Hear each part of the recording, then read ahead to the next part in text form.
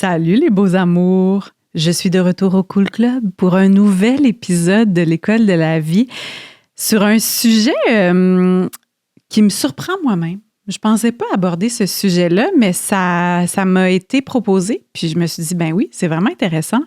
Vous savez, dans le monde du podcast, j'ai l'impression qu'on parle souvent du travail, mais en mode entrepreneurial. On est comme la vie de gens qui se lancent en business, puis tout ça, travailleurs autonomes. Mais on parle rarement des gens qui ont un emploi. Puis comment s'épanouir au travail. Puis je me suis dit, hey, je pense que ça serait vraiment intéressant. Puis c'est pas mon vécu parce que j'ai rarement été employée dans ma vie, mais beaucoup de gens autour de moi ont des emplois. Puis on dirait que j'ai besoin d'élargir mes perspectives là-dessus. Et aussi, je me suis rendu compte récemment, en fait, j'ai appris que le mot travail, l'origine de ce mot-là vient du mot torture. Je me suis dit, ah ben, est-ce qu'il y a moyen de faire en sorte que notre travail ne soit pas une torture, justement? Donc, moi, des fois, j'essaie d'éviter ce mot-là. Je rebrand le travail. J'appelle ça ma contribution. Je me dis, on dirait que c'est un petit peu plus positif depuis que je sais que ça veut dire un peu torture. Donc, est-ce que notre contribution peut en être une, justement? Puis, est-ce qu'on peut être bien au travail? Est-ce qu'on peut vivre une vie professionnelle qu'on sent épanouissante, puis pas juste aller gagner notre vie, puis attendre que la fin de semaine arrive, que les vacances arrivent et que la retraite arrive.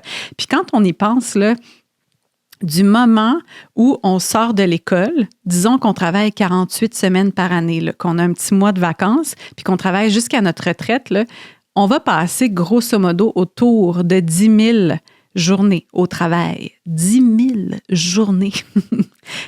Tu sais, c'est quand même une bonne partie de notre vie. Donc, je pense que c'est vraiment un sujet sur lequel il est pertinent de se pencher, de se questionner. On prend soin de toutes sortes d'aspects de notre vie, de toutes sortes de sphères, considérer notre bien-être global, physique, psychologique, mais notre bien-être au sein de notre milieu de travail, c'est vraiment, je pense, pertinent de se poser ces questions-là, puis trouver qu'il y a un sens dans notre travail.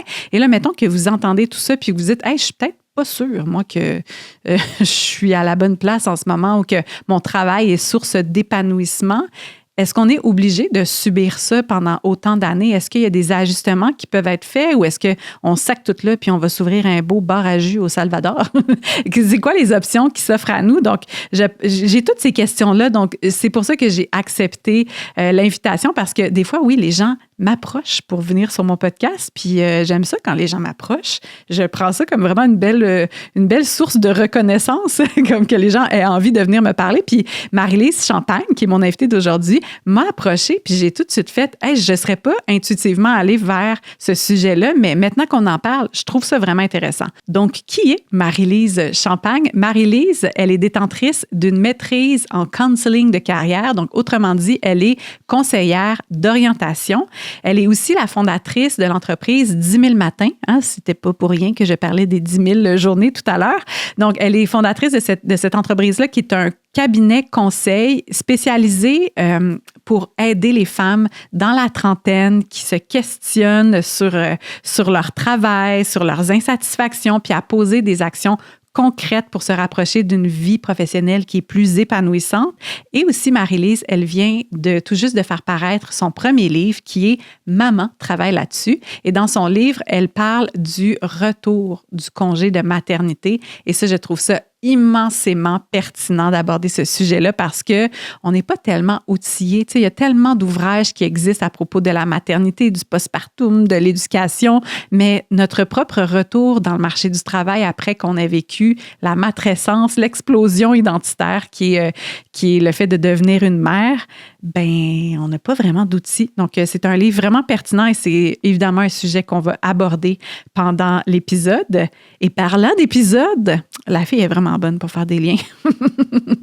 Donc, parlant d'épisode, c'est un épisode qui est présenté par notre partenaire qu'on aime d'amour, Zora Biocosmétique. Zora Biocosmétique, qui est une entreprise d'ici, des produits locaux de Clean Beauty. Ce sont des produits qui sont certifiés biologiques, donc certifiés par Écocert. Les ingrédients sont issus du commerce équitable. C'est une entreprise qui prend soin des humains, qui prend soin de la planète et qui prend soin soin de notre belle peau, de notre belle face. Et aujourd'hui, le produit que je voulais vous présenter, c'est un produit que j'affectionne particulièrement, c'est le biorétinol. Je ne sais pas si rétinol, ça sonne une cloche pour vous. C'est un ingrédient très actif qu'on retrouve souvent dans les produits axés sur, j'aime pas l'expression, mais anti-âge, là. Donc, pour les rides, les signes du vieillissement, c'est super efficace, OK? C'est juste que le problème avec le rétinol, c'est que c'est hyper puissant. Ça rend la peau, des fois, photosensibilisée. Ça peut être irritant. Et le plus important, c'est que c'est déconseillé pendant la grossesse d'utiliser du rétinol. C'est une des premières choses que l'on lit. On ne se met pas ça d'en face quand on est enceinte. Et comme vous le savez peut-être, je l'ai partagé un peu, mais j'aimerais ça, avoir un deuxième enfant. Et donc, moi, le rétinol, ce n'est pas dans le domaine du possible en ce moment. Mais la bonne nouvelle, c'est qu'il existe des alternatives au rétinol qui sont tout aussi efficaces. Et le biorétinol en fait partie. En fait, le biorétinol, c'est un mélange d'ingrédients actifs qui contient du phytorétinol. Que c'est ça, le phytorétinol? C'est un ingrédient qui est issu, je veux bien le prononcer, là, d'une fleur qui s'appelle le bakuchiol. J'ai regardé une vidéo sur YouTube hier pour m'assurer de bien le prononcer parce que je l'ai souvent lu, mais je ne l'ai jamais prononcé. Fait que le bakuchiol, c'est une plante qui est originaire de l'Inde et cet ingrédient actif-là, qui est présent dans cette fleur-là, a les mêmes effets que le rétinol sans les inconvénients. Donc, moi, juste ça, je suis vendue. Et donc, ça convient aux femmes enceintes, mais aussi aux peaux sensibles. Et moi, je me mets ça là, le soir dans le visage parce que vous pouvez le lire. Non, vous ne pouvez pas lire d'ici, c'est écrit ben trop petit. Je vais vous le lire pour vous. Ça dit que c'est bon pour les taches pigmentaires. Bien, pas pour, en fait, contre les taches pigmentaires, vous comprendrez. Donc, les signes du vieillissement qui sont associés au soleil. Et moi, comme j'ai raconté déjà, j'aimais ça me péter des boutons et aller au soleil. Ben, c'était pas ma passion, mais je veux dire, je mettais pas de protection solaire durant ma vingtaine parce que j'étais comme YOLO la vie. Et ensuite, plus tard dans ma vie, je me suis rendu compte que, ben, coudonc, j'avais beaucoup de taches pigmentaires liées à ça. Puis c'était aussi une des raisons pour lesquelles je me maquillais sur une base quotidienne avant parce que j'avais envie de cacher ces taches pigmentaires-là. Donc, depuis que j'utilise des produits comme le phytorétinol, depuis que je reçois des soins régulièrement pour ça, ben regardez-moi de proche, vous pourrez zoomer dans la vidéo, mais ces taches pigmentaires-là, c'est comme rendu quelque chose d'assez du passé, je vous dirais. Donc vraiment, j'ai réussi à les faire partir. Je pensais que c'était allait être ça pour le reste de ma vie. Donc moi, je suis vraiment vendue à ce produit-là, au biorétinol, parce que justement, moi, j'aime ça quand ça vient des plantes. Et si vous avez envie en plus, là, on se met ça le soir, là, c'est vraiment un complexe de nuit, mais durant la journée, là, je vais être votre amie fatigante qui va vous rappeler d'utiliser un écran solaire sur le visage si vous avez envie de ne pas trop avoir de taches pigmentaires comme moi. Donc, j'ai vu, j'ai vécu, j'ai appris de mes erreurs et je vous transmets la sagesse si personne ne l'a fait. Écran solaire dans le visage, c'est vraiment bon. D'ailleurs, Zora en a un excellent. Donc, si vous avez envie d'intégrer ce produit dans votre routine beauté ou de complètement changer votre routine pour les produits de Zora Biocosmétiques, eh bien, nous avons, gens qui écoutons l'École de la vie ou qui faisons le parlage de l'École de la vie, on a un petit coupon, un petit code rabais. Donc, c'est Vanessa25 pour avoir 25% sur vos commandes de 125 $ et plus sur le site de Zora.ca. Merci Zora et bon épisode.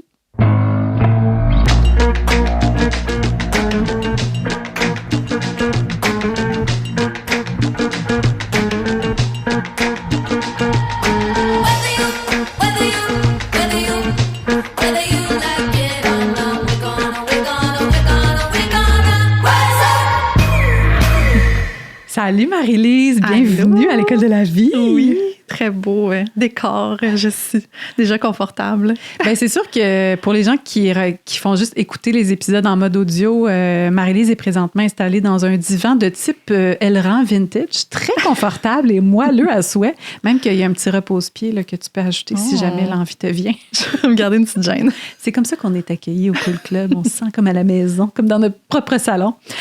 Alors, Marie-Lise, quand tu m'as contactée en disant que tu étais conseillère d'orientation, honnêtement, je savais pas trop ce que ça faisait parce que dans ma tête, puis je pense que c'est peut-être la vision que plusieurs personnes ont, c'était quelque chose une personne qu'on allait voir au secondaire, là, qui nous faisait passer un test de personnalité puis qui nous envoyait dans la bonne direction pour le reste de notre vie. Ouais. Mais non, ça va vraiment plus loin que ça. Est-ce que tu veux nous expliquer un peu en quoi ça consiste, la profession de conseillère en orientation? Parce que d'orientation, je veux bien le dire, Ouais. parce que j'ai l'impression qu'il y a beaucoup de gens qui ne connaissent pas En effet. tout ce que vous faites.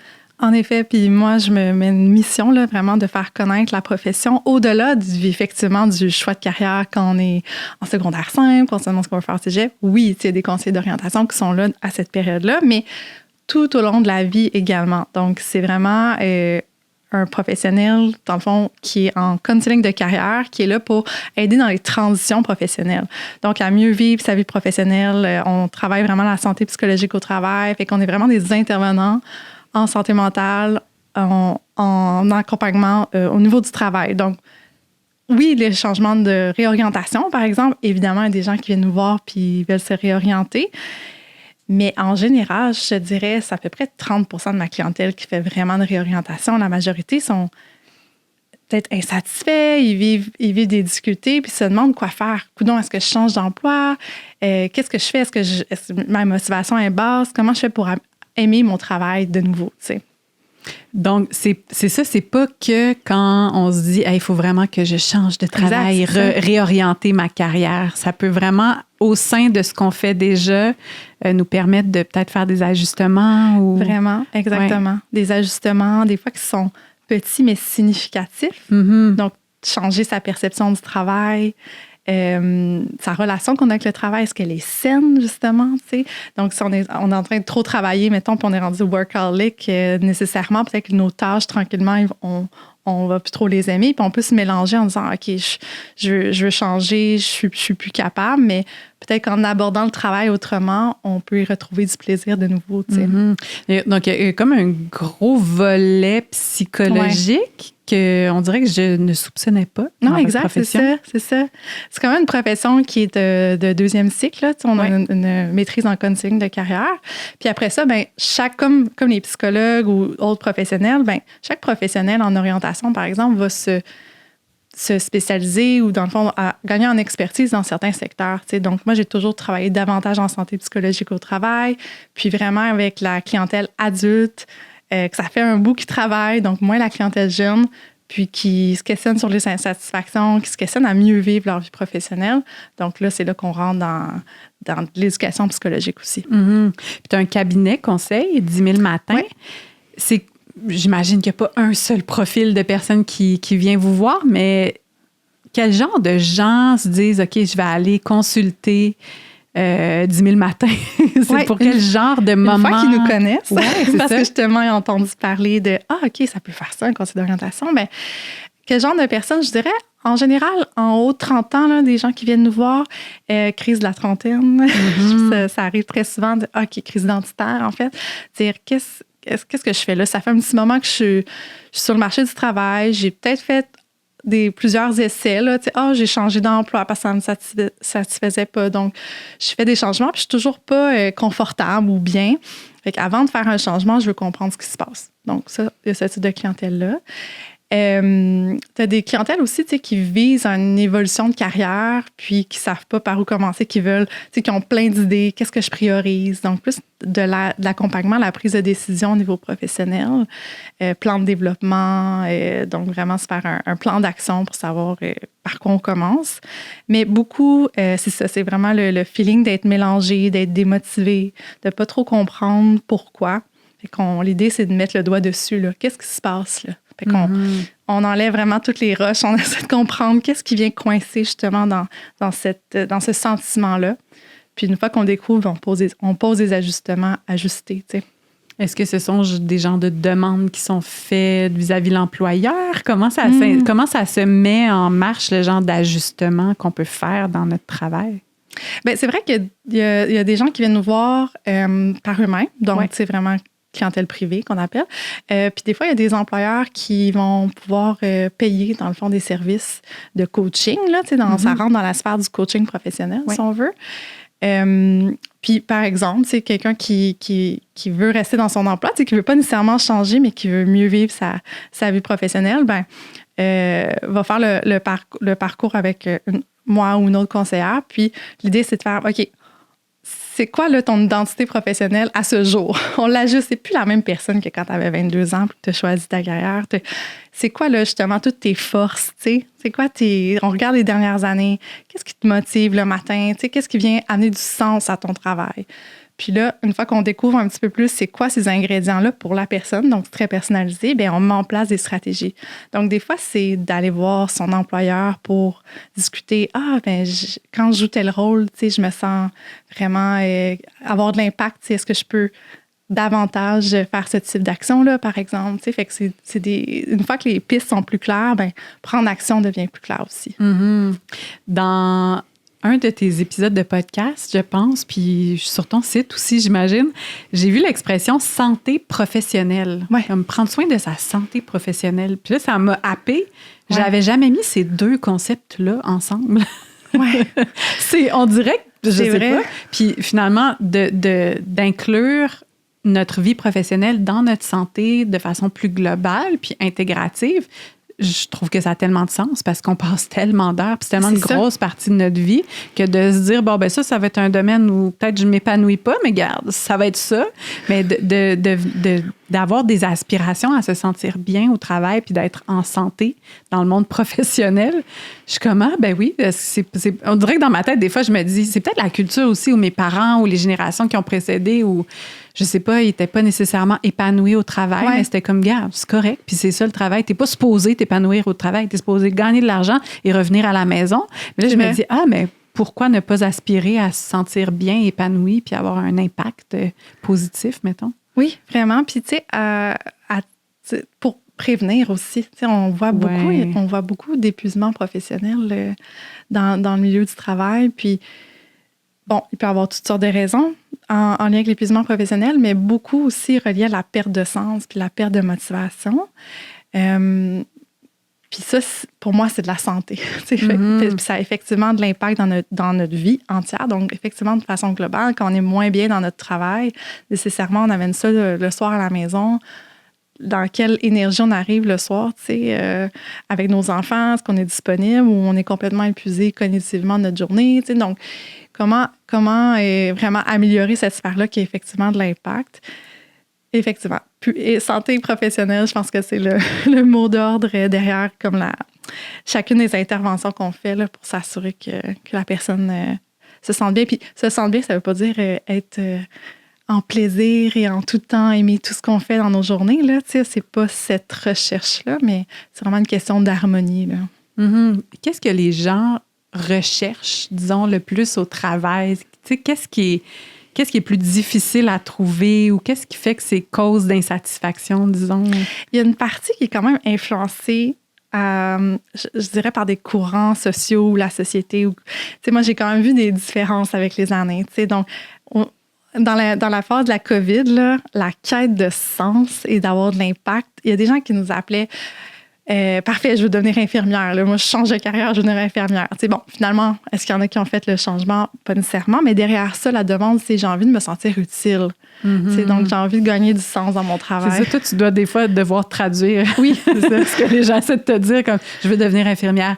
Est-ce que c'est vraiment ça? Ou c'est quoi le besoin en dessous? Exact, c'est la ça. recherche. Avant de faire un gros changement, on va juste comprendre ce qui se passe, puis voir vraiment c'est quoi les ajustements possibles. Si c'est changer carrière, ça sera ça, mais c'est pas toujours ça. Mm-hmm. Fait que c'est ça le sens. Puis dernièrement, moi, j'entends beaucoup la recherche de sécurité. Ah ouais? C'est tellement intéressant parce que j'avais l'impression que la quête de sens était très grande. Oui, elle est encore là. Elle est encore là, mais là, on rajoute la couche de sécurité dans un monde qui est peut-être plus insécurisant en ce moment. Fait que les besoins peuvent changer en lien avec ça. Puis les besoins peuvent changer dans toute notre vie. Nos besoins dans la vingtaine, nos besoins dans la trentaine vont se modifier. Nous, on va changer. Donc, nécessairement, peut-être que là, la carrière est un petit peu moins alignée à nous. Donc, on se réajuste. Mm-hmm.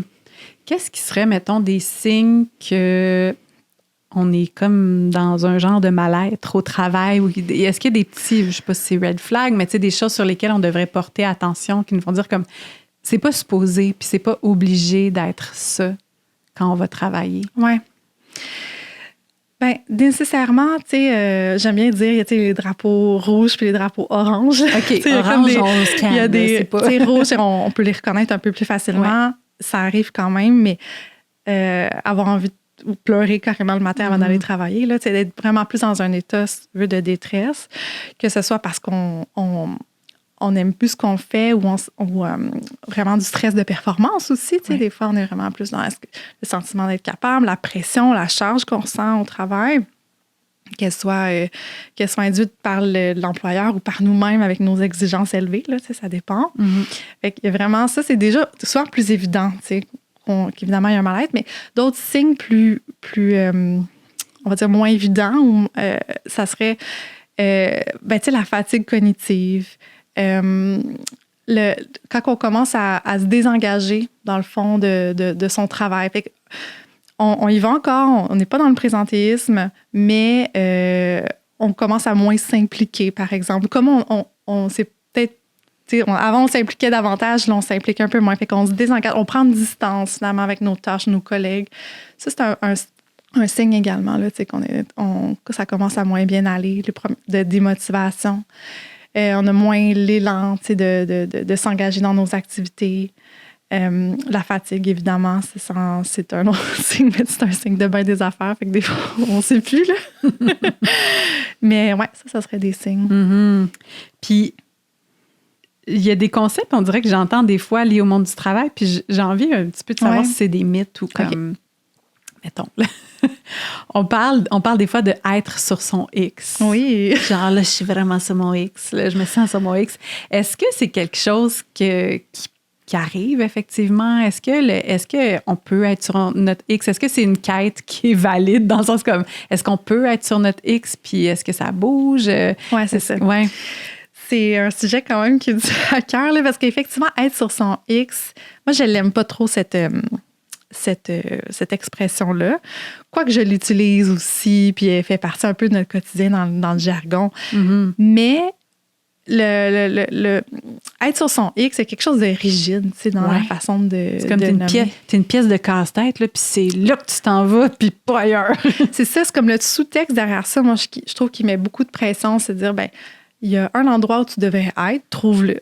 Premièrement, tu sais, il n'y a pas nécessairement un endroit où tu devrais être. Il y a plein, pas nécessairement juste un métier fait pour nous ou une configuration fait pour nous. Déjà là, de ramener ça, ça devient une prise de décision. Puis après ça, ça enlève le côté rigide, ça reste rigide dans le temps. On n'évolue pas, on peut se découvrir des nouveaux intérêts, d'un nouveau potentiel. Enfin, hey, moi, je n'avais pas vu ça venir que la gestion pouvait m'intéresser. Parfait, je vais me donner peut-être l'espace pour apprendre ça puis essayer, tenter quelque chose. Fait que, je trouve que ça amène beaucoup de rigidité dans notre pensée puis dans, finalement, les actions qu'on peut faire. Donc, des fois, on peut se sentir sur son X, puis finalement, on ne se sent plus sur son X, mais c'est pas parce qu'on ne l'était pas. Peut-être qu'on l'était un bout de temps. Moi, des fois, ça dure 20 minutes sur mon X. C'est ça. Mais derrière ça, j'entends aussi le côté, si on veut le rendre plus flexible, j'ai de l'harmonie dans... Justement, je peux sentir du sens au travail, une certaine motivation, j'ai l'intérêt pour ce que je fais, je sens que j'ai de l'impact, je me sens utile. Donc, c'est les mots qui résonnent pour nous. Mais c'est là où on peut dire, OK, j'ai trouvé, je me sens à ma place. Je préfère dire je me sens à ma place. Mm-hmm. Mais ce que j'entends, c'est qu'il y a plusieurs petits facteurs peut-être qui peuvent contribuer à se sentir bien, sentir qu'on est à notre place. Ça peut provenir de différentes affaires. Mettons, qu'est-ce qui fait qu'on est bien au travail? Là, que t'es comme, je suis à ma place, je suis dans de l'harmonie, mettons.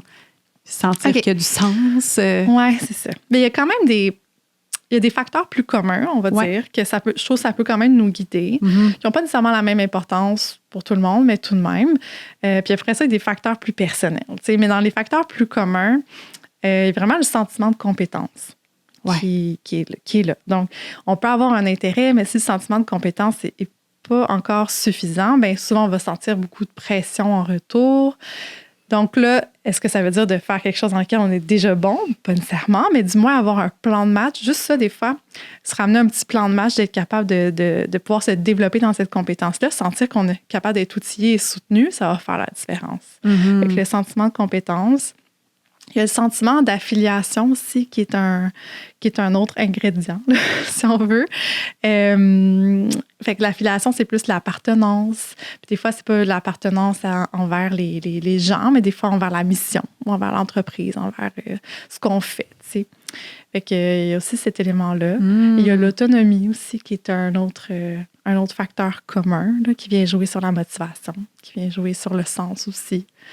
Fait qu'il y a un paquet d'autres petits éléments, mais se sentir utile, l'impact qu'on peut avoir aussi. Ouais. Il y a des gens qui ont besoin de plus de concret, là, de le voir. Là, si on reste trop dans l'abstrait, ils vont se dire, OK, je sais concrètement, ben, c'est utile ce que je fais, mais je le vois pas, je le ressens pas. Fait que ça, c'est... Fait que tu vois, dans le fond, ce que je fais, c'est que je suis en train de dire, ben, parmi ces facteurs-là, toi, ton besoin, c'est quoi? T'sais? Fait que là, on est plus dans le spécifique à la personne.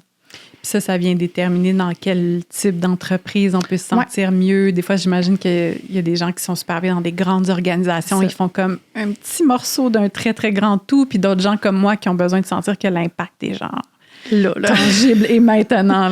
Oui, c'est ça. C'est différent. C'est ça. Puis c'est d'accepter ces besoins-là individuels, mais c'est de les comprendre avant. Des fois, on ne sait pas. On est comme, justement, il manque quelque chose.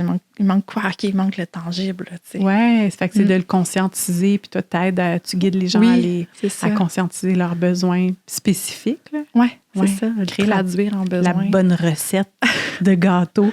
OK, une autre affaire. J'ai entendu, puis je pense que je suis sûrement pas la seule, là, mais une expression qui va du genre, tu sais, trouve ta passion et tu ne travailleras aucun jour de ta vie, là, ou quelque chose du genre. Tu sais, cette espèce de quête-là d'être comme, faut que je trouve ma passion, puis ma passion, ça va être mon travail. Est-ce que okay. C'est tout ça qu'on devrait faire? Oui, bien ça, c'est une autre affaire. Premièrement, la passion ou le sentiment de passion, c'est très relatif. Là. Qu'est-ce que ça veut dire pour toi, la passion? J'aurais tendance à demander ça parce que des fois, il y a des gens qui imaginent la passion puis ils peuvent se comparer, tu sais. Ah mon Dieu, cette personne-là, elle a l'air tout le temps motivée, puis elle est passionnée, tout ça. Bon, déjà, on ne voit pas l'envers du décor, là, où il y a des moments où c'est peut-être plus difficile, où ça ne tente pas. Puis il y a des personnalités qui ont des tendances plus, on va dire, expressives, enthousiastes, passionnées, si on veut, tu sais. Fait que des fois, il y en a qui n'ont pas nécessairement une passion. C'est moins dans leur personnalité ou leur tempérament. Ils vont peut-être avoir plusieurs intérêts, par exemple, sans nécessairement avoir envie d'en fixer un, tu sais, aussi. Fait que tout cet aspect-là qui est, tu sais, c'est ça. Fait que, mais en même temps, puis aussi l'envers de la passion, c'est qu'il y en a qui ont une passion, qui aiment ce qu'ils vont, mettons, qui ont un hobby, là, qui disent « Ah, parfait, je vais transformer ça en emploi ». Mais de le vivre comme emploi, après ça peut vraiment transformer le rapport qu'on a avec notre hobby de base, là, dans le fond, notre passion de base. OK, quand ça devient rémunéré, c'est une autre affaire, tu sais.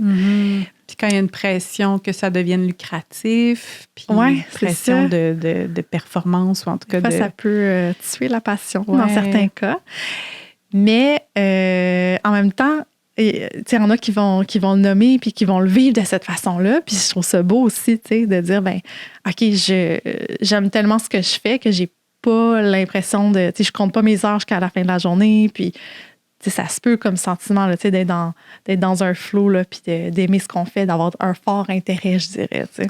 Un fort intérêt, ça peut peut-être être un guide de plus réaliste qui est tout dans ça. Il faut que je sois vraiment passionnée. Oui, puis aussi, on n'est pas nécessairement passionné ou on n'a pas l'intérêt fort à tous les jours ou à tout moment. C'est une grosse pression à mettre sur notre travail, de l'aimer à tout moment. Et pour toutes les tâches qui sont impliquées dans notre travail. Tu as parlé de personnes qui ont des intérêts diversifiés.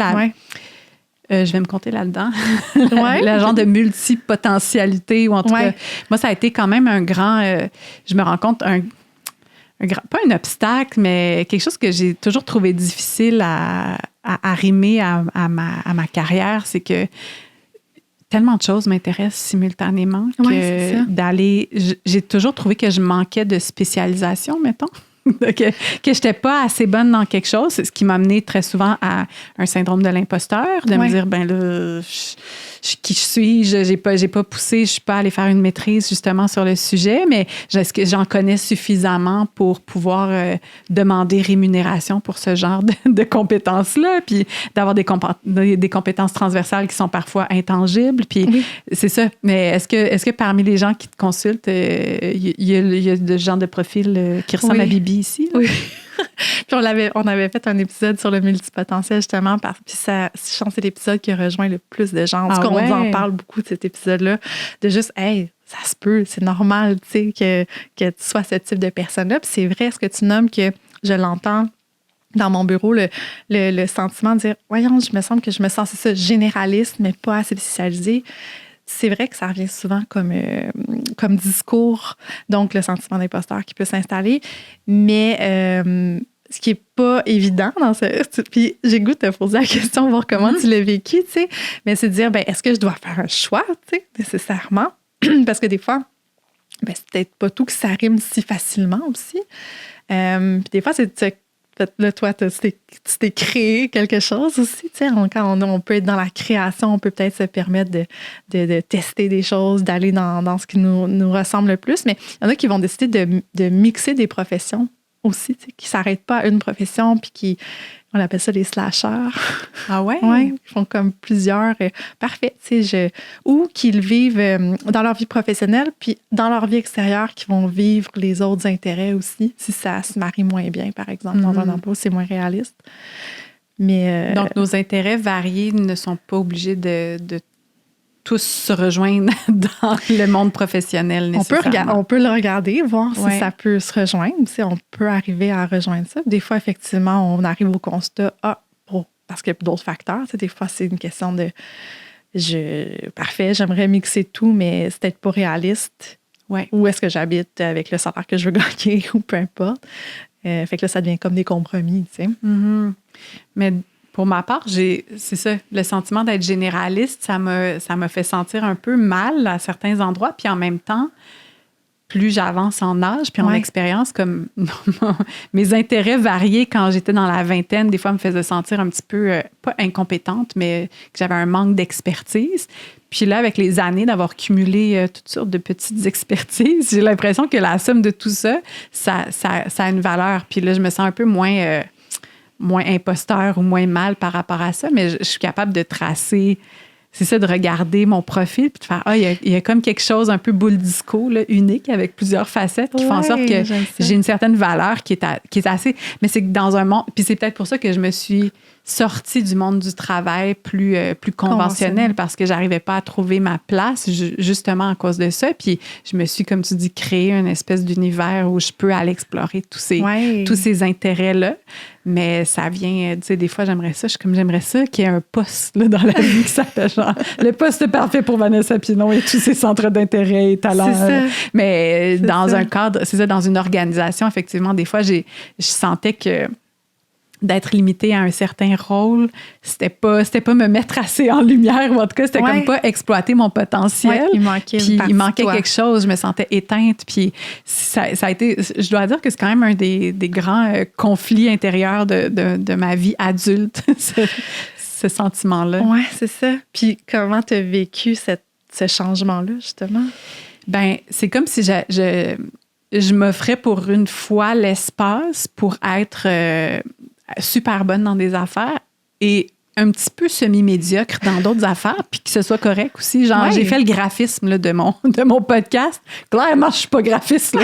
Mais j'ai patenté longtemps, puis j'ai passé beaucoup trop d'heures. Je veux dire, un employeur aurait fait, là, Vanessa, t'es 14 heures là, sur ta pochette de podcast, c'est pas très rentable pour mon organisation, mais là, c'est ma propre organisation. Fait que je peux me donner aussi cet espace-là pour apprendre, puis développer mes habiletés. Mais c'est ça m'a permis de toucher à certaines affaires, puis en contrepartie, en ce moment, des fois, j'aurais envie de retourner à ce qui est plus ma zone de... Je sais pas si tu sais cette expression-là, la zone de génie, ou en tout cas... la zone de génie, ou tes forces. Mes forces.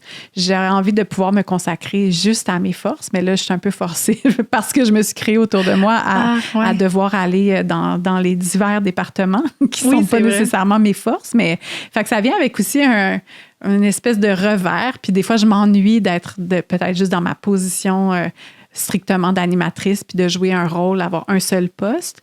Mais c'est ça, ça vient avec une espèce d'exploration qui est le fun, mais je me demande si ça va être ça pour le reste de ma carrière professionnelle. Mais en ce moment, j'explore ça, puis je trouve ça le fun de me donner de la place aussi pour pour me rendre compte que finalement, je suis peut-être clairement pas la personne la plus compétente, puis j'ai pas j'ai pas un diplôme pour me donner ma permission d'exercer ça, mais je me dis, mais OK, peut-être que si je retourne dans une organisation, dans une entreprise, je vais peut-être me permettre de me proposer pour des choses que j'aurais peut-être pas eu le courage de me proposer en me disant, il y en a d'autres qui le font vraiment mieux, qui sont plus compétents, mais finalement, je me rends compte que ça me nourrit aussi de diversifier les choses que je fais dans ma journée. J'ai comme besoin de ça, je me rends compte. Quand j'étais juste animatrice, là, que j'étais comme, voici ce pourquoi j'ai étudié, voici ce que j'exerce à tous les jours. Si je fais que ça, je me sens des fois comme pas assez nourrie. Puis je pense que c'est probablement quelque chose qui est commun aux gens qui sont dans le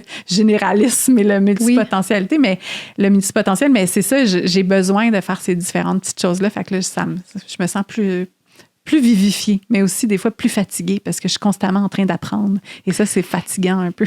Oui, c'est ça. Mais t'amènes tellement de points intéressants, tu sais, entre autres, le fait de, même si on s'en va vers, on crée notre propre univers, comme tu l'as nommé, mais ça vient avec quand même des zones d'inconfort aussi. Tu sais, il n'y a comme rien de parfait, tu sais, fait qu'on choisit un peu la configuration avec ses pour et ses contre, fait que c'est tout des choix de compromis. Mais ce que j'ai beaucoup aimé aussi, c'est que tu parlais vraiment d'exploration, puis ça, on dirait qu'à l'âge adulte, on ne le fait pas assez.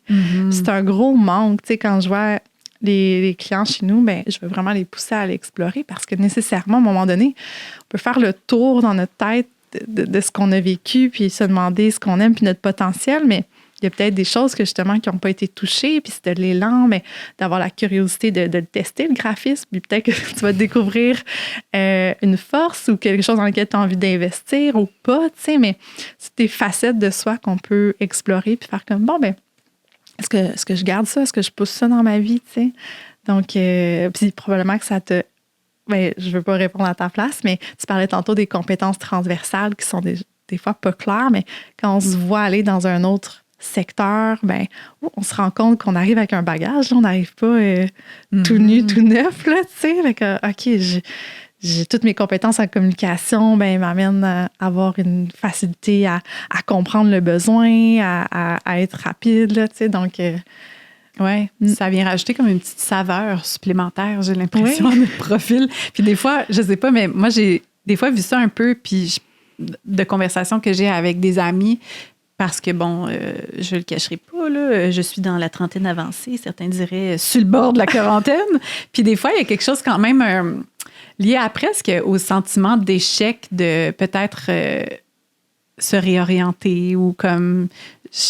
faire juste se questionner. Se questionner, essayer des nouvelles choses, se dire, j'ai fait ça pendant tant d'années. C'est un peu ça, je pense, j'imagine, le point de petite pause, puis des fois de quête dans la trentaine, c'est qu'on en a fait assez pour se dire, OK, mais là, j'ai fait ça à date.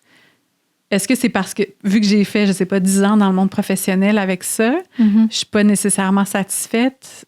Est-ce que les 30 ans qui s'en viennent là, devant moi, ça peut être là en titi là, quand t'es pas nécessairement à l'endroit où tu te sens le mieux. Oui. Fait qu'il y a toutes ces questions-là aussi qui sont super importantes. Puis des fois, je pense qu'on se sent un peu mal quand nos études, il y a de l'argent qui est investi, il y a du temps. Oui.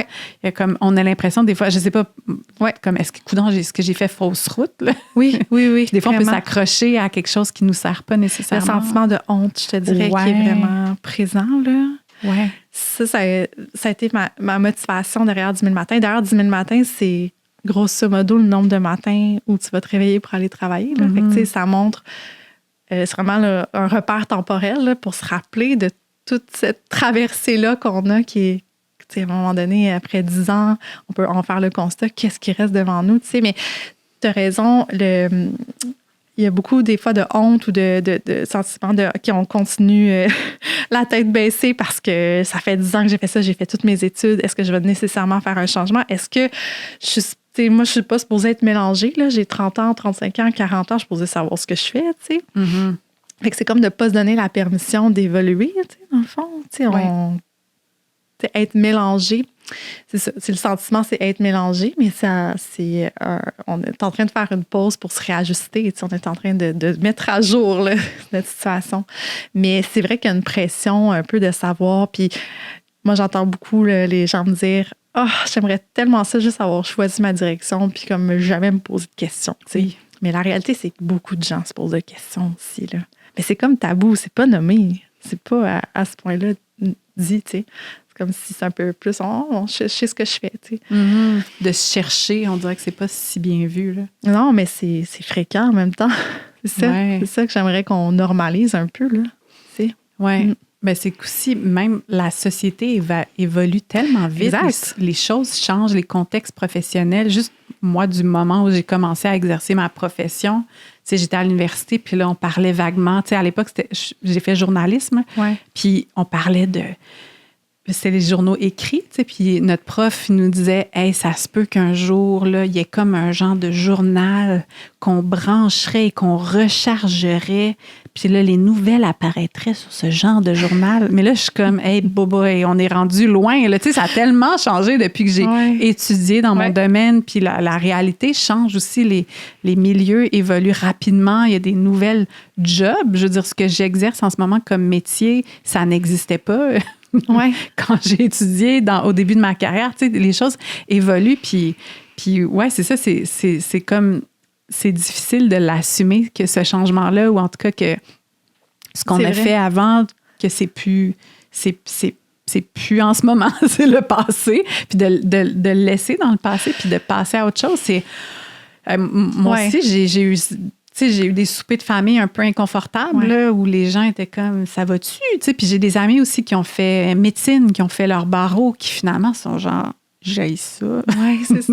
Qu'est-ce que je fais? Je veux pas me l'avouer, mais j'aime pas ça. Oui.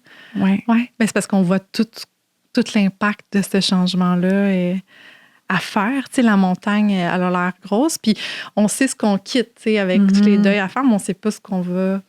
nécessairement gagner, avec la peur de se tromper de nouveau. Si je me suis déjà trompée, je vais-tu me tromper encore? C'est ça qu'on entend souvent. T'sais.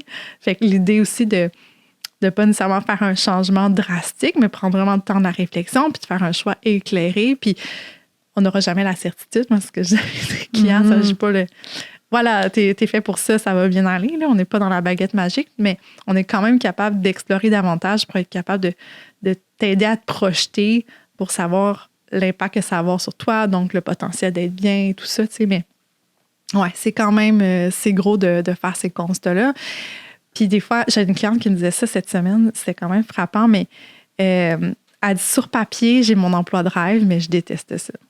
Fait que tellement d'autres facteurs, tu sais, des fois, c'est le contexte, le type de clientèle, comme j'aime les tâches, mais c'est comme contaminé par... la culture de travail, tu sais, dans ce milieu-là, par exemple. Tu sais. Fait que c'est triste parce que ça devient avec je serais bien et j'aime ça, mais pas dans ce contexte-là, tu sais. Fait que là, c'est comme une orientation, un changement d'orientation un petit peu plus forcé, si on veut, tu sais.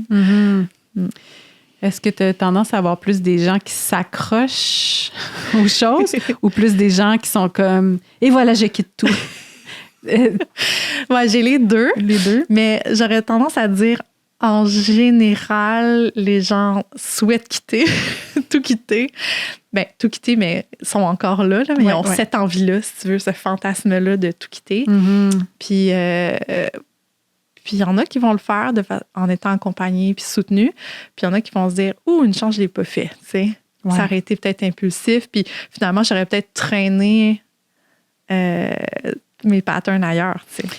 Ah, c'est comme une relation de couple, hein? Des fois, t'es comme, je vais quitter cette relation, tous mes problèmes vont être réglés. Finalement, tu transposes tes mêmes patterns dans la nouvelle relation. T'es comme, ah non, c'est ça, c'est pas le partenaire le problème. Il faut que j'aille regarder des choses à l'intérieur de moi. C'est ça. C'est le côté complexe de tout ça. Mais... Donc, quelqu'un là, qui nous écoute présentement et qui est en train de caresser ce fantasme de tout quitter, là, qu'est-ce que tu dirais à cette personne-là? Ben, venez voir 10 000 matins, là, premièrement. Mais de prendre, c'est ça. Ouais. Pour moi, c'est C'est vraiment, on dirait, j'ai envie de dire pause, tu sais, pause, puis être capable d'observer un peu plus ce qui se passe, mettre des mots conscientisés sur ce qui peut avoir de l'impact sur cette envie de quitter-là, tu sais. Parce que derrière l'envie de quitter, c'est quoi? Qu'est-ce que derrière l'envie de quitter? C'est ce que je disais tantôt, est-ce que c'est un manque d'outils, tu sais, de compétences, puis dans le fond, avec des outils, on pourrait traverser cette tempête-là, tu sais. Ou, non, dans le fond, on n'est vraiment pas à notre place. On essaie de se convaincre qu'on devrait l'être. Puis, dans le fond, on a besoin de ce courage-là, tu sais, de tout quitter. Ou on est fatigué par mille et une choses, puis peut-être dans notre vie personnelle. Puis, ça vient impacter, tu sais. Fait que, ouais, c'est ça. Fait que c'est d'essayer de faire un petit peu un état des lieux, là. Ouais. Puis des fois, d'être accompagné pour faire cet état des lieux-là, ça nous permet de jeter un regard qui est plus global, plus complet, là. Ouais. Et dans les grandes transitions de la vie, parce que l'on parle de transition professionnelle, il y a la transition vers la maternité. Oui. Quand on a un premier enfant, ou même dans les enfants subséquents, là, mais quand on prend une pause du travail pour aller fonder une famille, pour avoir des enfants, ça vient avec des grandes transformations identitaires, personnelles. Puis après ça, quand le congé se termine, puis congé, moi je vais mettre des guillemets là-dessus, je trouve pas que c'est un congé, mais en tout cas, ça, c'est une autre histoire. Mais quand on retourne après ça sur le travail, ça peut être synonyme de plein d'affaires. Là. Moi, je l'ai vécu comme à la fois un grand bonheur de retourner travailler parce que j'aime ça, ce que je fais, puis en même temps, une espèce de terreur de genre, wow, beaucoup de nouveaux paramètres. C'est ça peut être vraiment vu de plusieurs façons. Puis, justement, tu viens de lancer un livre sur le sujet, qui est Maman travaille là-dessus. Oui. Donc, j'avais le goût qu'on aborde ça parce que c'est quand même un gros morceau dans la vie. Et surtout, et qu'on ne nous prépare pas à ça. Exact. On parle de l'accouchement, le postpartum, tellement d'affaires, l'allaitement. Puis là, le travail, c'est comme, garde, ça va revenir juste comme avant. On dirait que c'est cette espèce d'attente-là de genre, ça, c'est le retour à avant, mais là, c'est plus vrai. C'est là, plus avant, il y a un avant puis un après. C'est ça, la personne qui existait n'existe plus. Là. Il y a une nouvelle personne. Ouais. Comment, qu'est-ce que tu remarques le plus? Est-ce que c'est souvent quelque chose avec lesquels les gens arrivent dans ton bureau? Oui, tu sais, parmi, effectivement, plusieurs transitions possibles dans la sphère du travail, c'est une transition que j'ai remarquée qui était bouleversante, positive ou impactante ou difficile parfois. Mais ça, je voyais beaucoup dans mon bureau, puis ça m'a vraiment... c'est là que mon intérêt s'est développé, puis j'ai peut-être un intérêt personnel aussi là-dedans. T'es maman. Je suis maman aussi. Fait que je le remarquais, là, je me suis mis à plus m'informer sur le sujet, puis en faire un peu... une petite spécialité, si on veut. Fait que j'ai beaucoup de clientèle de mamans qui viennent me voir. Puis c'est ça, je me suis rendu compte qu'on est mal préparé, mal outillé. Juste le fait que ce soit, c'est ça, pas assez discuté, l'impact est majeur parce peut-être qu'on vient moins bien préparé, on se met des trop grosses attentes. Après ça, il y a tous des sentiments de honte, de culpabilité qui peuvent s'installer. Puis ça, je trouvais ça vraiment triste. J'étais comme, OK, est-ce que je peux outiller davantage juste pour qu'on comprennent ce qui se passe, puis aider chacune de ces mamans-là dans leur retour ou dans leur vie professionnelle avec un jeune enfant à comprendre ce qui se passe à l'intérieur d'elle, puis peut-être à se repositionner dans la sphère du travail parce que ça vient changer beaucoup de choses. Fait que c'est une transition qui bouleverse l'identité, comme tu l'as nommé. Donc, c'est pas juste un arrêt puis un retour, ça peut modifier nos priorités.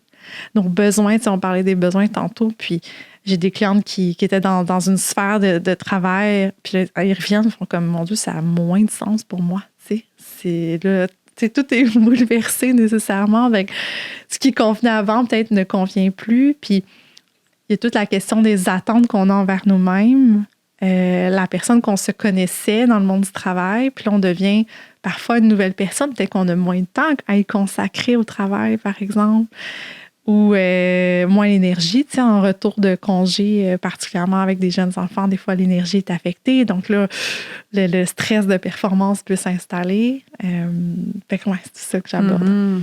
C'est ça, c'est qu'il y a tellement eu de changements intérieurs profonds dans l'identité, là, la fameuse matrescence. On en a parlé dans le podcast déjà, mais ce changement identitaire-là, après ça, ton contexte de vie change. Oui. Il y a toutes sortes de paramètres. Puis là, après ça, c'est ça, tu l'as super bien nommé, là, c'est comme pause, retour, mais c'est pas ça. C'est pas ça qui se passe. Puis je pense qu'on... Je sais pas si ça relève des employeurs ou juste de le reconnaître. Puis ton livre va contribuer à ça, j'imagine, d'ouvrir la conversation sur à quoi s'attendre, puis comment préparer ça, puis de peut-être justement ajuster nos attentes, notre perspective par rapport à ce retour-là au travail. C'est ça. Puis comment comprendre qu'on le vit, comment nous, on le vit, tu sais, parce qu'effectivement, tu l'as bien nommé, des fois, on a hâte puis on n'a pas hâte. Fait que, tu sais, le travail peut occuper une place dans notre vie, tu sais, dans notre identité de femme, un peu plus. Puis ça vient balancer, puis on a hâte. Tu sais, moi, je fais partie de ces gens-là aussi. Puis en même temps, il y a tout le contexte de conciliation qui est complexe. Puis tant qu'on l'a pas... On n'est pas dedans, on peut l'avoir anticipé, mais c'est quand on le vit qu'on est en adaptation. Là. C'est une période d'adaptation. Donc, là, il y a des essais, des erreurs. Puis, oui, les employeurs peuvent quand même jouer un rôle là-dedans, clairement en étant conscientisés. Comment on accompagne les employés à leur retour. Puis, tu vois, j'ai écrit le livre pour conscientiser aussi, mais j'essaie de travailler un petit peu plus en entreprise. Donc, moi, j'ai un programme aussi en entreprise. Pour dire, bon, mais on peut s'en occuper des parents, tu sais, qui reviennent pour pas qu'ils changent de carrière. Là, moi, je suis conseillère d'orientation. Mon but, c'est pas qu'ils changent, c'est qu'ils soient bien, puis qu'ils restent, puis qu'ils s'adaptent sainement à leur retour au travail, tu sais. Donc, tout le concept de l'adaptation. Puis j'ai lu dans ton livre qu'il y a 20% des nouveaux parents qui estiment, en tout cas, qui n'ont pas de soutien. Donc, qui sont comme juste... manque de tout ce système-là autour pour les soutenir, puis justement être capable de nourrir toutes les sphères de la vie, parce que c'est ça, on dirait qu'il y a cette attente-là, cet espoir-là, puis c'est correct de l'avoir, mais mettons d'être maman épanouie, puis d'avoir une carrière épanouissante, puis là d'avoir les deux, puis là après ça de revenir au travail, d'être comme shit, comment ça va être possible, cette affaire-là, puis... Il y a une partie qui est un travail personnel, là, intérieur, mais il y a une partie aussi, j'ai l'impression, de culture. Puis dans ton livre aussi, tu parles du fameux plafond de verre. J'ai adoré ça. J'avais jamais entendu cette expression-là. Tu sais, on parle souvent du fameux plafond de verre. Mais le plafond de verre aussi, comment est-ce que la maternité peut, dans le milieu professionnel, être comme un frein, d'une certaine façon, comme aux ondes nommées, là, puis concrètement, là, ce que ça veut dire. Oui, vraiment. Puis dans certains secteurs, probablement plus que d'autres, on peut remarquer. Mais d'être consciente, tu sais, puis de voir comment qu'on se sent là-dedans, tu sais, parce que est-ce que nécessairement, il y en a qui ont envie de gravir les échelons, tu sais, d'être plus dans je parle beaucoup de l'avancement professionnel, tu sais, qui peut avoir plusieurs niveaux, là, tu sais, qui peut avoir un niveau vertical, mais aussi un niveau horizontal. C'est quoi la différence entre vertical vertical, c'est comme le plus classique qu'on connaît, là, c'est-à-dire monter en niveau de responsabilité, par exemple. Le niveau horizontal, ça peut être de modifier des rôles ou des responsabilités au sein de la même organisation. Puis, il y a l'avancement par plateau aussi que j'ai aimé aborder parce que je trouvais qu'il était peut-être mal connu puis aussi boudé. C'est-à-dire, c'est correct aussi pendant un certain temps de stagner, en gros guillemets, tu sais. Ça peut sembler péjoratif pour certains de dire stagner, mais des fois, c'est de dire, OK, mais pendant un certain temps, là, pendant que le crunch de mes enfants qui sont en bas âge, puis que je dors pas, puis qu'on a plein de virus, je reste dans une zone de confort, de compétence, par exemple, tu sais. Je maintiens ça, tu sais. Je mets pas trop de changement de responsabilité, par exemple. Fait que, mais en se disant, ça peut être temporaire. Puis, tu sais, après, si je veux avoir un sentiment d'ajouter d'autres responsabilités plus tard, je le ferai. Fait que c'est par plateau. C'est intéressant de voir ça. Ça donne le droit, tu sais. Oui, d'avoir le droit de... Puis moi, j'avais la culpabilité, je pense que c'est un mot qui revient vraiment souvent. Là. La culpabilité, elle est sur plein de niveaux pour plein de raisons différentes, mais on dirait que j'avais une certaine forme de culpabilité d'être moins... d'avoir moins d'aspiration professionnelle pendant un certain moment.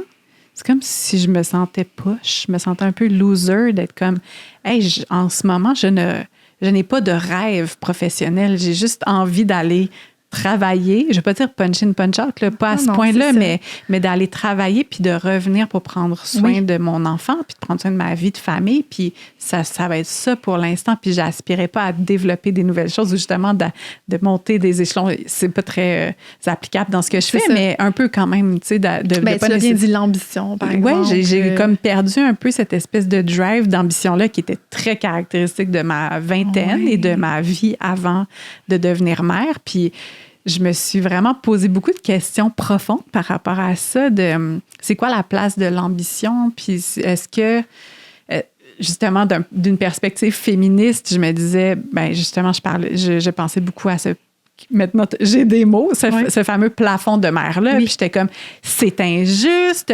Moi, je dois prendre, tu sais, je me voyais un peu victime. Je suis comme, moi, je dois prendre comme presque 2 ans où je suis pas tellement disponible pour le travail. J'y retourne, mais regarde, je fais le minimum. Je suis pas aussi présente. J'ai pas autant d'acuité qu'avant. Je sais que ma valeur, je vais mettre vraiment des guillemets là-dessus, mais ma valeur dans le milieu professionnel, elle est pas aussi élevée qu'à une certaine époque. C'est comme ça que je me sentais, là. C'était ma perspective par rapport à ça. Puis j'étais comme, c'est pas juste, les hommes vivent pas ça. Pendant ce temps-là, eux, ils continuent à monter, puis nous, on est ralentis. Puis je me sentais vraiment dans une tension par rapport à ça. Puis j'ai trouvé de l'apaisement quand j'ai arrêté de voir ça comme un conflit, tu sais, puis comme quelque chose que je tissais. C'est des sphères de ma vie que j'essayais d'arrimer, puis de tisser, puis de nécessairement, comme comment est-ce que ces choses-là peuvent cohabiter dans l'harmonisation, en tout cas. Mais t'es comme... Tu t'es enlevé un petit peu de la résistance.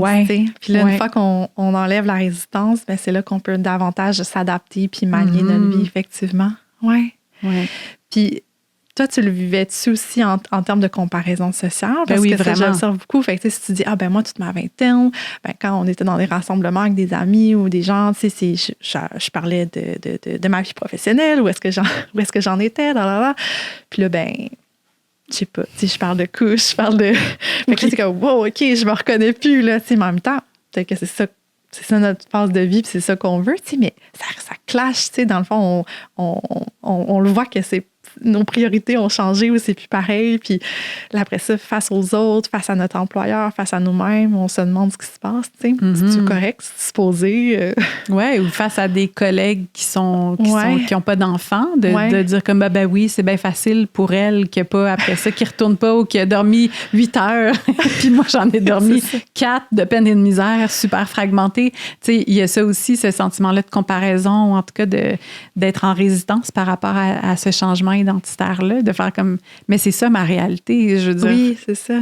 C'est ça qui se passe dans ma vie en ce moment, donc c'est normal. Indulgence, là. Oui, vraiment. Mais moi, ça a été quand même un moment que j'ai trouvé comme pas évident à naviguer, puis aussi, la culpabilité puis on en a parlé un peu, mais d'avoir le goût de retourner au travail aussi. Oui, c'est ça. Oui, parce que, je sais pas, puis même dans mon podcast, on parle de la théorie de l'attachement, puis de vouloir avoir nos enfants proches de nous, puis tout ça. Puis moi, j'avais hâte de recommencer à travailler. j'avais hâte de regagner le milieu du travail. Puis en même temps, mon cœur se déchirait d'amener ma fille à la garderie. Je voulais pas l'amener à la garderie. J'étais en résistance. Je voulais la garder à la maison. Donc, j'ai prolongé mon congé de maternité. Je suis pas retournée tout de suite travailler. Puis il y avait toute cette... On dirait qu'à partir de ce moment-là...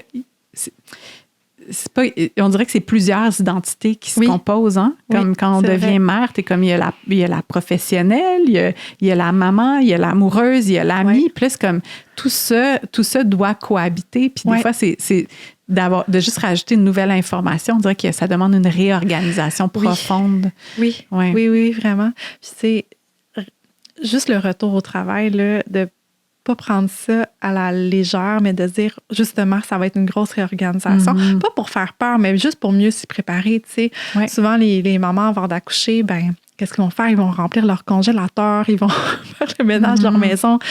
Mais faire la même chose, puis ils vont avoir peut-être un peu plus de soutien, tu sais. C'est comme ils s'organisent un petit réseau en général, le post-accouchement, si on veut.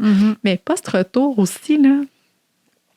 On met préparé d'avance ton petit spag à dégeler parce que tu vas être fatigué à la fin de ta journée. Tu sais, rends-toi ça un peu plus paisible. Ça ne sera pas totalement, mais juste t'aider un petit peu à traverser cette transition-là ou d'interpeller davantage tes amis, tu sais, en soutien, en sachant que c'est une période de transition, on se prépare mieux, en fait, c'est ça. Oui, dans toutes les périodes de transition dans la vie, on a besoin d'être préparé, on a besoin de ressources qui sont peut-être pas toujours nécessaires, mais... On l'apprend à la légère un peu le retour au travail, je remarque. Ouais.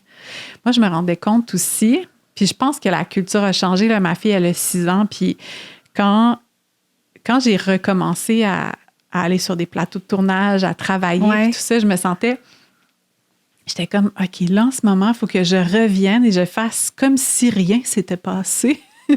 Puis là, j'étais comme, parce que j'ai l'impression que c'est ce que toutes les femmes font. On dirait que, puis là, mes seins étaient gorgés de lait. J'étais comme, il faut que j'aille tirer mon lait. Est-ce que je le dis que je dois aller tirer mon lait? Mais là, les gens vont être comme, mais là, après, on met une longue pause. Puis, tu sais, il y avait tout ça. Je suis comme, comment est-ce que je peux conjuguer tous ces aspects-là de ma vie qui font partie de ma vie dorénavant? Est-ce que je le nomme que j'ai pas bien dormi ou est-ce que ça va être mal perçu dans le travail parce qu'on va se dire, OK, Vanessa, on a les mêmes attentes envers tout le monde. Oui, c'est ça. Est-ce que c'est un peu injuste d'avoir un traitement plus indulgent parce qu'elle n'a pas bien dormi? Puis est-ce que les gens vont se dire, elle est moins compétente parce qu'il y a justement un petit peu moins d'acuité dû au manque de sommeil? Il y avait tout ça où j'avais l'impression que je devais faire comme si rien n'était, puis je me sentais là, comme en mode...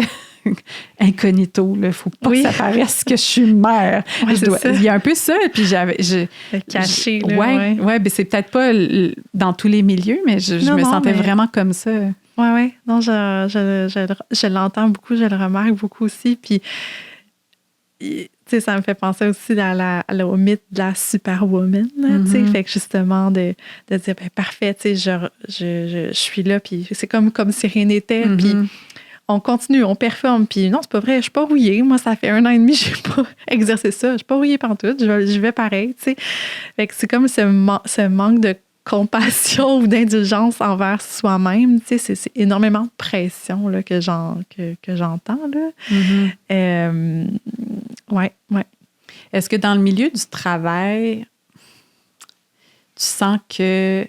Je sais pas, j'ai l'impression qu'il y a quelque chose de plus large que ça dans notre perception des mères, du rôle que les mères jouent dans la société de façon générale. C'est comme s'il y avait, puis je pense que dans la nature du mot conciliation, la nature de ça, il y a un conflit qui est inhérent. Quand il y a conciliation, c'est parce qu'il y a un conflit entre différentes affaires. Quand on parle de conciliation, travail, famille, c'est de se dire, là, il y a un petit conflit entre la famille et le travail. Là. C'est comme, il y a 2 sphères qui tirent d'un bord puis de l'autre, là, puis on va essayer de trouver c'est quoi la conciliation entre les deux morceaux qui tirent. Mais peut-être que c'est moi qui suis dans l'espèce d'utopie, mais je me demande comment est-ce que on pourrait peut-être justement faire en sorte que ce soit pas conflictuel, le fait c'est tellement une contribution sociale énorme, être parent, puis j'ai l'impression que c'est peu valorisé, ou en tout cas, c'est comme presque une nuisance dans le monde professionnel. Je suis d'accord avec toi. Il y a une réflexion plus collective ou globale à avoir. Moi, je suis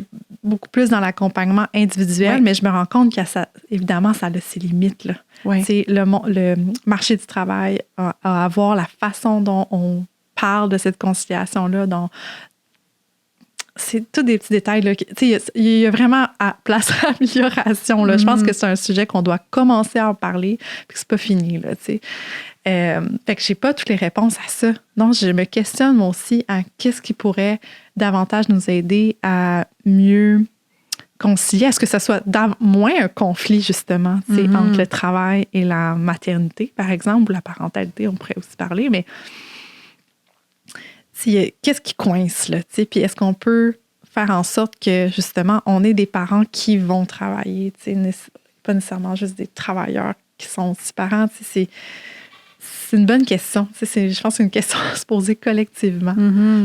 Et comme des attentes, on dirait, de performance au niveau du travail qui font en sorte que c'est pas vraiment possible d'avoir une saine vie de famille, j'ai l'impression, avec ces attentes-là. Donc, est-ce que c'est à revoir les attentes du monde professionnel? Je sais pas, où la place, puis on parle de la semaine de 4 jours, ou peu importe, mais clairement, j'ai l'impression qu'il y a comme quelque chose qu'on doit questionner collectivement. Puis c'est ça. Première étape, effectivement, de se regarder, de prendre soin de nous, de s'outiller, mais aussi de l'inscrire dans peut-être une réflexion qui est peut-être plus collective. Oui, c'est ça. Comme, OK, s'il y a autant de difficultés à arrimer puis à être présent dans toutes ces sphères-là, ça doit être une question qu'on doit se poser. Oui, puis je trouve que c'est important parce que ça enlève l'entière responsabilité. C'est pas juste parce qu'on a de la difficulté à concilier là, que c'est difficile, tu sais. Fait que oui, on peut s'outiller, mais il y a quelque chose qui explique ça de plus global. Dans les défis associés à... Mettons, est-ce que harmonisation, travail, famille, ça pourrait être un mot? Je sais pas. Ça. OK, on va utiliser ça. À partir de maintenant, dans l'épisode, j'arrête de dire conciliation, je vais dire harmonisation. OK, dans l'harmonisation, travail, famille, concrètement, il y a quelque chose par rapport à la charge mentale, je pense, qui complexifie les choses, disons-le. Je veux dire, quand tu n'as pas d'enfant, bon, tu as un chien, tu as des plantes, tu as des amis, tu as des affaires, mais quand il y a un enfant qui se rajoute à ça, bon, la charge mentale, ça se déploie, puis tu es comme, il y en a beaucoup, il y en a beaucoup. Est-ce que tu aurais puis j'en ai vu un petit peu dans le livre, des petites stratégies ou des petits trucs pour justement se permettre d'avoir une charge mentale qui est plus gérable, ou comment l'alléger, ou de se donner des outils concrets qui peuvent être des genres de remparts quand on vient rajouter la sphère de la parentalité dans notre milieu professionnel et dans notre vie de travailleur, travailleuse? Oui. Bien, le premier, je vais essayer de le rendre le plus concret possible, mais je ne peux pas en parler, mais c'est quand même de faire certains deuils. Donc, le côté, là, nécessairement tout avoir ou tout en même temps, là, tu sais. Donc, il y a peut-être des choses qu'on va mettre de côté. Puis, des fois, j'aime dire, peut-être que tu le mets de côté de façon temporaire. Tu sais, c'est pas définitif, c'est pas aux poubelles. Ça peut être une partie de toi qui, en ce moment, c'est pas une priorité, par exemple, tu sais. Fait que des fois, de faire des choix comme ça, renoncer, des fois temporairement, à des sphères ou des activités ou des intérêts, par exemple, tu sais. Mais il y a une grande question. Fait que ceci étant dit, on est plus en mesure d'être capable de prioriser comme il faut par la suite. Ouais. Fait que des méthodes de priorisation, certainement. J'irais aussi, quand c'est possible, je sais que c'est pas possible dans toutes les sphères de vie, mais de s'allier davantage avec son gestionnaire. D'oser peut-être aller avoir ce genre de discussion-là. Puis là, je mets un bémol là-dessus parce qu'il faut quand même sentir l'ouverture, sentir c'est un safe space pour le faire, mais quand même, des fois, on n'ose pas, tu sais, puis quand on le fait, ben OK, on arrive à harmoniser davantage, tu sais, nos journées, par exemple. Fait que là, ça diminue la charge au travail, ce qui nous aide à être plus disponible à la maison par la suite. Évidemment, fait que, tu sais, on parle du travail, mais on parle de la sphère personnelle aussi, puis un vient jouer dans l'autre. Fait qu'une fois qu'on est un peu plus harmonisé à la maison, ben ça va avoir de l'impact dans notre vie professionnelle aussi. Fait que la question de village est quand même intéressante là, à aborder. Fait qu'on parle de village, mais moi, j'aborde aussi le village professionnel, tu sais. Donc, le village professionnel, c'est comme d'inclure aussi nos collègues peut-être là-dedans, notre gestionnaire là-dedans, tu sais, je donne des exemples, ça ne s'applique pas à tout le monde, mais notre collègue qui va peut-être prendre des notes dans une réunion dans laquelle on ne peut pas se présenter, par exemple, puis qui va nous appeler par la suite, fait qu'on est moins comme perdu ou en rattrapage, ou c'est ça, d'un soutien, un partage de tâches. Tu sais, c'est d'aller davantage vers les autres. Donc, pas tout miser sur soi pour gérer cette charge mentale. C'est tellement beau parce que c'est ça, on parle souvent du village autour des parents, puis de la famille, puis de prendre soin de l'enfant. En fait, le village est surtout autour de l'enfant et de plus en plus dans la discussion, on parle des mères, mais le village professionnel qui peut être là, justement...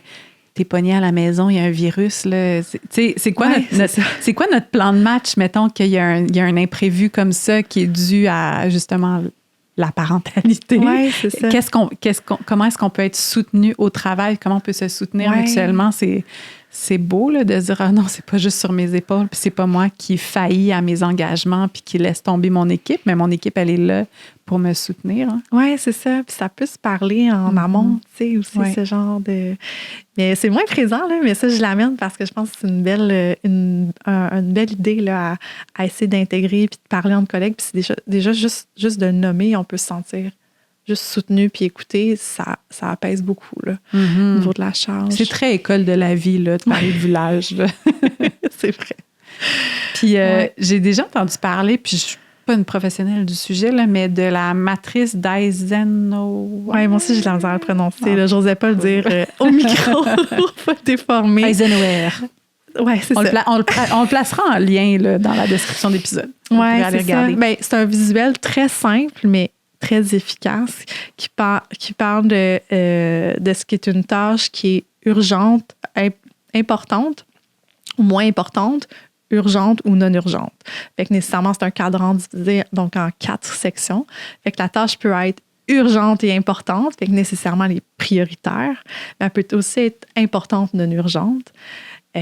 Puis là, c'est intéressant des fois de voir les tâches qui sont urgentes, mais pas importantes, qu'on se garoche à faire parce que le sentiment d'urgence s'en prend de nous. Donc, à ce moment-là, c'est là qu'il est intéressant de dire, OK, c'est peut-être cette zone-là là, que je pourrais comme mettre de côté ou trouver d'autres alternatives ou justement peut-être elle n'est pas importante, fait que peut-être qu'on peut trouver une autre façon de la travailler. Fait que c'est vraiment de placer important et urgent dans le même... De distinguer, ouais. Puis c'est quoi, mettons, une tâche qui est urgente mais pas importante? Mettons. Oui, j'ai pas d'exemple qui me vient en tête. Urgente, mais pas importante. Parce que souvent, c'est quelque chose qu'on Quelqu'un dit... qui nous appelle, par exemple, fait que, OK, peux-tu faire ça là? Fait que c'est comme urgent parce qu'on appelle dans notre bureau, puis c'est comme, il y a un sentiment d'urgence. Oui. OK, j'aimerais ça que tu me le fasses pour aujourd'hui. Attends une seconde. C'est peut-être pas... Dans le fond, c'est peut-être pas prioritaire à aujourd'hui. Là. C'est pas ce qui est le plus important à accomplir aujourd'hui. Mm-hmm. Fait que là, tu le replaces à un autre moment. Ouais. Fait que je te dirais, il y a cet aspect-là. Comme la fausse urgence, en fait, un peu.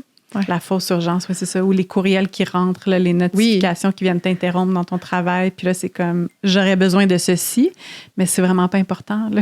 Oui, dans le sens comme c'est exemple. pas... il y a quelque chose qui va devoir être fait. Puis, oui. Puis peut-être que tu vas la classer ailleurs à un autre moment. T'sais, ça va être fait à un moment donné. Oui. Puis déléguer aussi. Moi, très difficile, mais déléguer certaines choses, on dirait que pour moi, c'est lié beaucoup à l'échec. Là. Quand je dois déléguer, on dirait que je fais comme c'est parce que je suis pas capable de tout faire.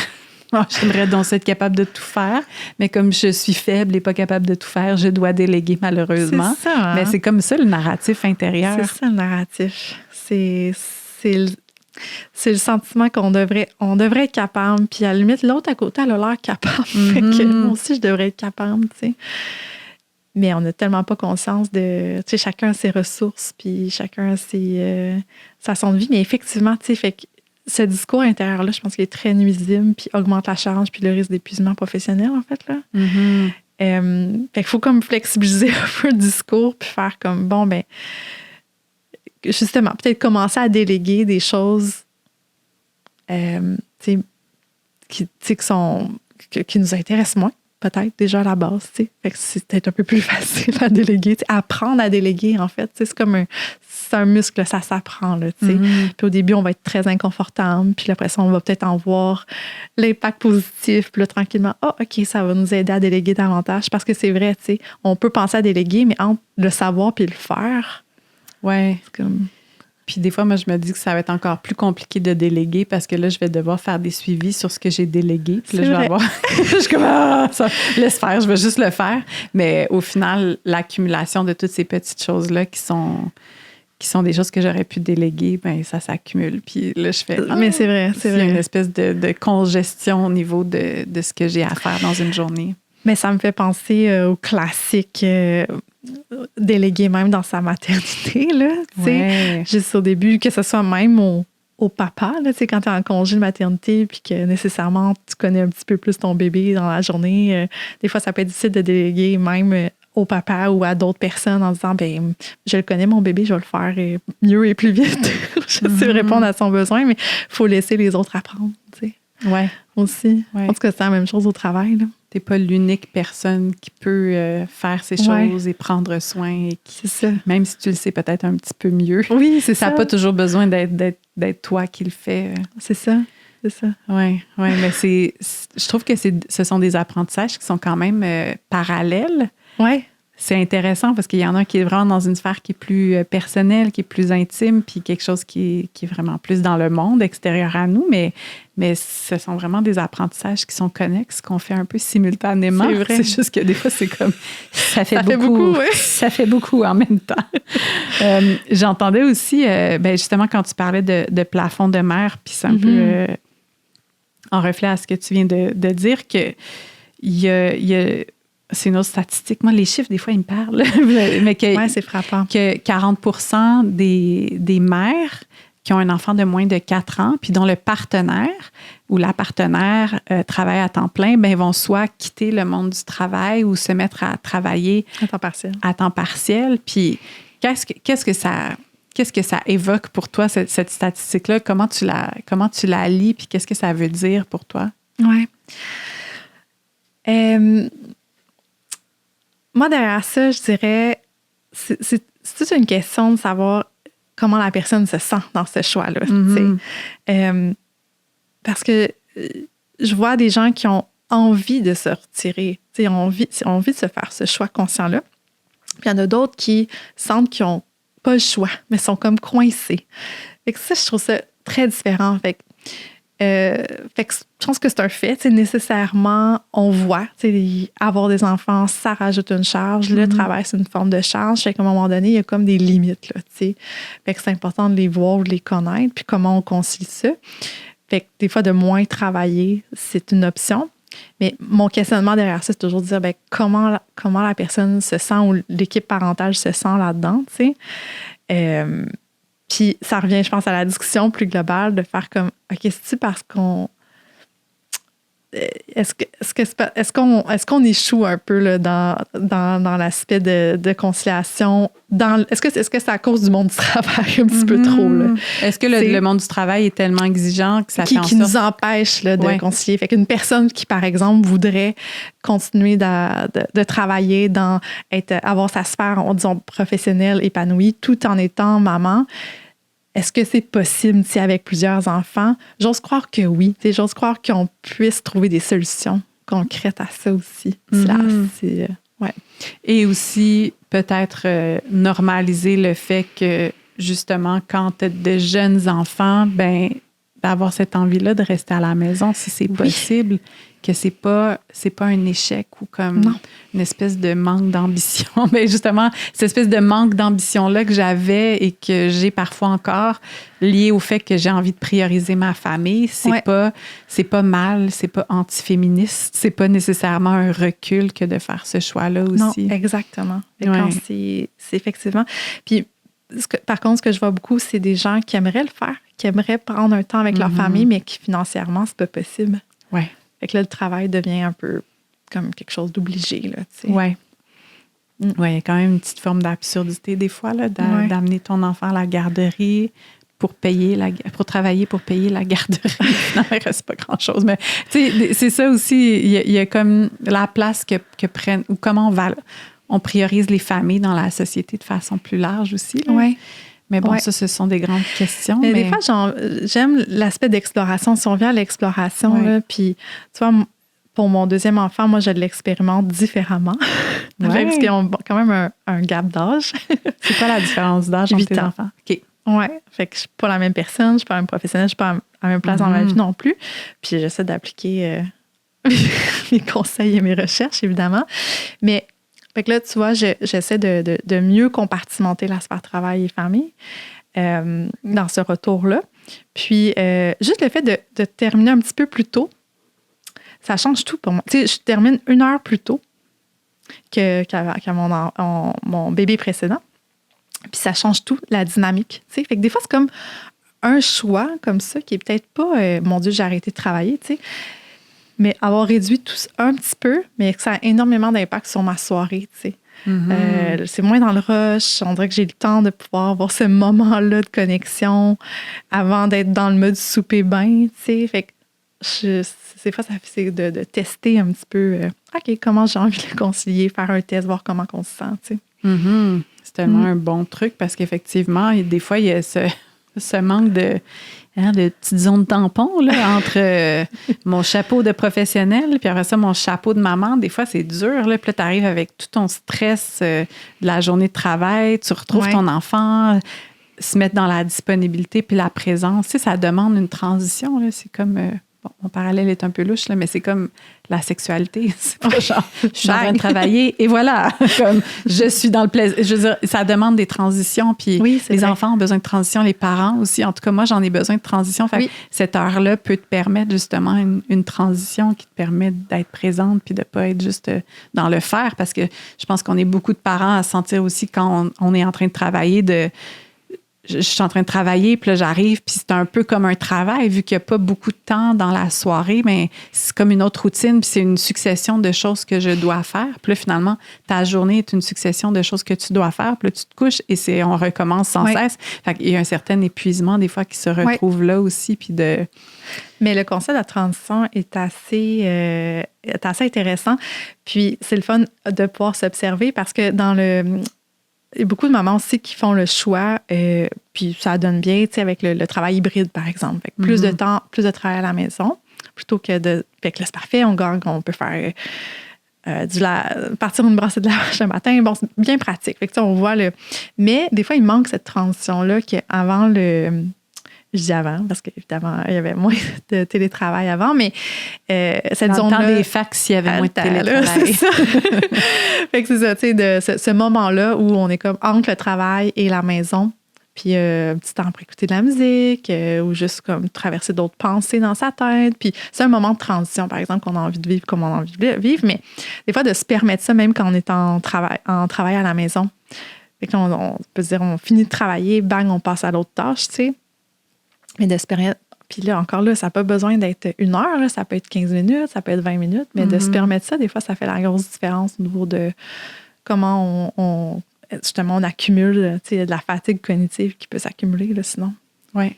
Donc, c'est ça, un petit moment pour digérer les pensées, l'information de la journée, c'est recommandé. Les émotions. Oui.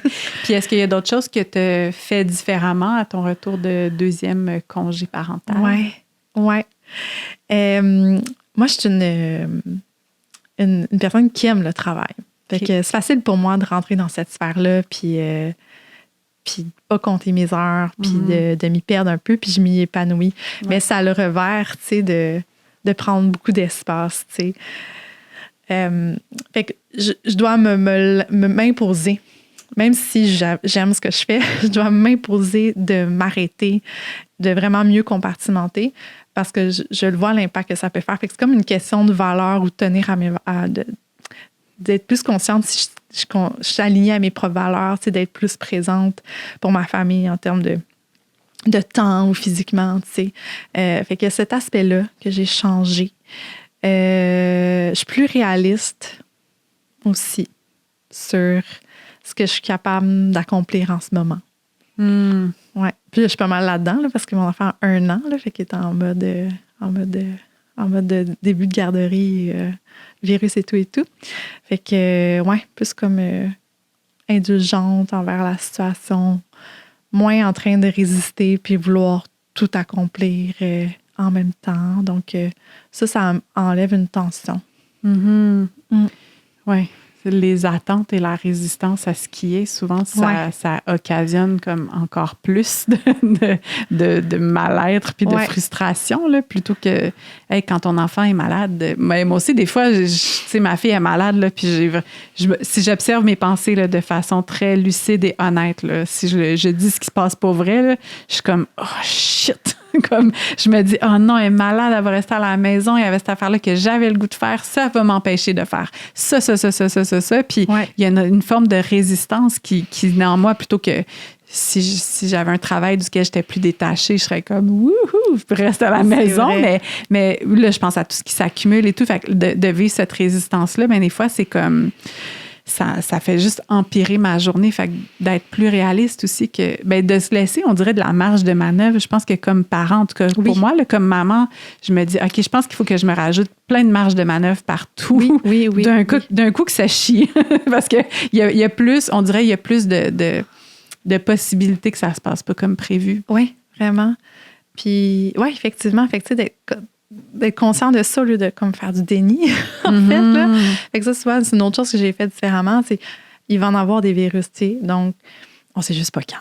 On sait juste pas quelle journée je vais devoir annuler. Puis je suis coupable aussi. Là, moi, c'est très difficile pour moi d'annuler une journée. J'annule une série de clients là, qui s'attendaient à me voir. Là. Fait que c'est très difficile de le faire.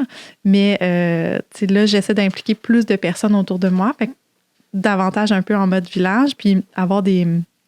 Puis je suis chanceuse, je suis bien entourée aussi, mais d'avoir des moments de stand-by virus. Là. Fait que là, moi, j'ai mes journées où je suis un peu plus stand-by, mon chum aussi, ma belle-mère, ma mère.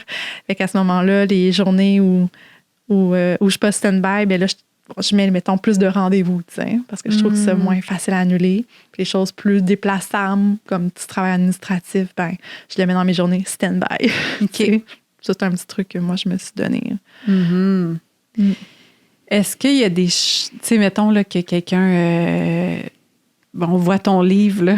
Si tu avais à nous résumer, là, ce que tu veux que les parents, les mamans ou les gestionnaires, ou comme qu'est-ce que tu aimerais qu'on retienne de toutes ces recherches-là que tu as faites, ces expérimentations-là, les constats que tu as faits auprès de plein de clients, de clientes? Est-ce qu'il y a une chose que tu fais? Si j'ai un petit message à passer, là, ce serait quoi ton petit message que tu voudrais le plus passer? Qu'est-ce qui tient le plus à cœur? Mon Dieu. Ben, je pense que ce qui me tient le plus à cœur, là, c'est le fait de se sentir moins seule dans cette transition-là. Vraiment. Puis, justement, le cover du livre, là, c'est une maman pieuvre. Là. Je pense que c'est l'image tout indiquée. Là. Fait que c'est une grande transition à traverser. Puis, il y a une façon de s'outiller, tu sais, puis de se préparer à cette transition-là. Fait que je pense que c'est le côté se sentir moins seul, puis justement qu'on puisse se regarder puis s'entraider.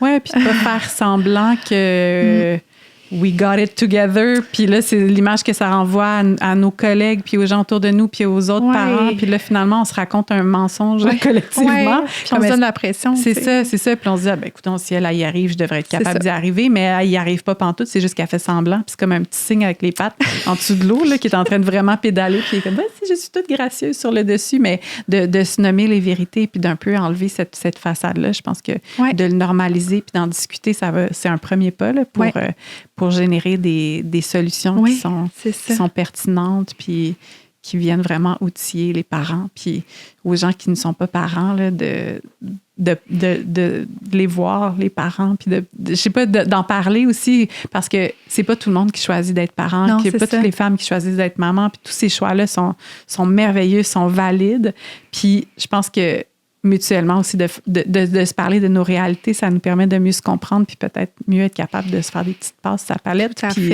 s'accompagner, puis créer le fameux village. Moi, c'est aussi ce que je retiens beaucoup de notre conversation, c'est ça prend un village dans nos vies intimes, mais dans nos vies professionnelles aussi. Merci beaucoup pour ton expertise, toute ta douceur dans ta façon d'amener le sujet, puis d'un point de vue un petit peu plus personnel, je suis dans ces réflections-là du deuxième enfant, puis là, que tu dises qu'il y a une différence de 8 ans, on dirait que ça résonne, puis je suis comme, OK, ça se peut aussi de vivre 2 retours de congé de maternité différents. Fait que si, comme moi, vous avez vécu un premier qui c'était pas fluide, ça se peut qu'on puisse, tu sais, c'est pas obligé de se repasser de la même façon. Il y a des ajustements qui sont possibles, on peut apprendre, puis on peut, on peut avoir un nouveau retour de congé parental qui est complètement une autre histoire. Donc, merci. Juste pour ça, moi, je repars avec un petit peu plus de lumière et de joie de vivre et d'espoir. Merci pour ta présence. Merci à toi.